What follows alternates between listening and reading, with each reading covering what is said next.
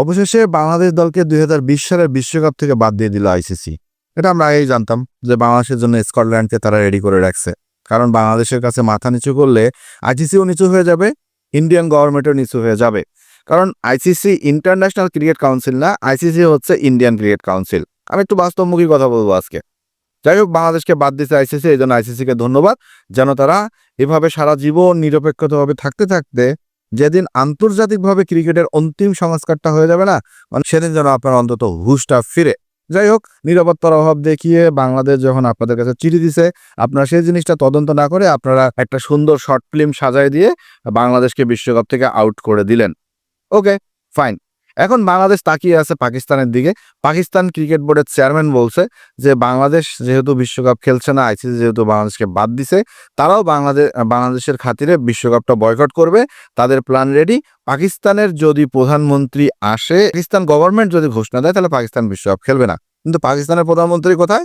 তিনি লন্ডনে। তিনি লন্ডন থেকে পাকিস্তানে ফিরতে ফিরতে ভাই বিশ্বকাপ শেষ হয়ে যাবে।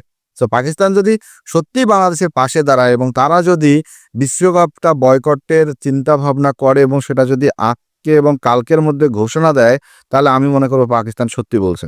আর যদি ঘোষণা না দেয়, তাহলে মনে করবেন পাকিস্তান মাঝখান থেকে একটা রেভিনিউ নিছে, অথবা পাকিস্তান মাঝখান থেকে বাংলাদেশকে ঘিরে একটা মজা নিছে। কথা হচ্ছে, বাংলাদেশ দলকে আইসিসি যেভাবে বাদ দিল, আইসিসি কি কাজটা ঠিক করছে? হ্যাঁ, ঠিক করছে। কোন দিক দিয়ে ঠিক করছে?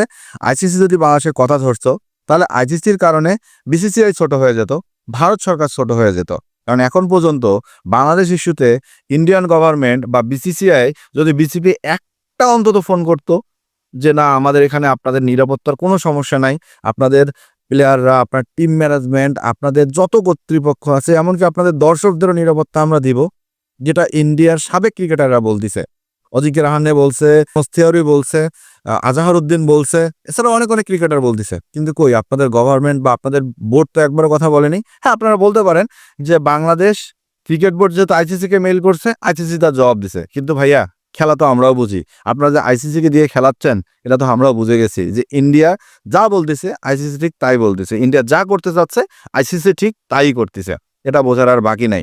তো যাই হোক, এই বিশ্বকাপে বাংলাদেশ নাই, হয়তো বাংলাদেশের কাছে অনেক নিষেধাজ্ঞা আসবে, বাংলাদেশের অনেক দর্শকের মন খারাপ। তবে শেষ দাবি একটাই, টি-20 ওয়ার্ল্ড কাপের কোনো ম্যাচ, কোনো নিউজ যেন বাংলাদেশে সম্প্রচার না করে, এটা অনুরোধ থাকবে বাংলাদেশ ক্রিকেট বোর্ড এবং বাংলাদেশের সরকারের প্রতি, এবং তথ্য ও যোগাযোগ যে সম্প্রচার মন্ত্রক আছে তাদের প্রতি। এবং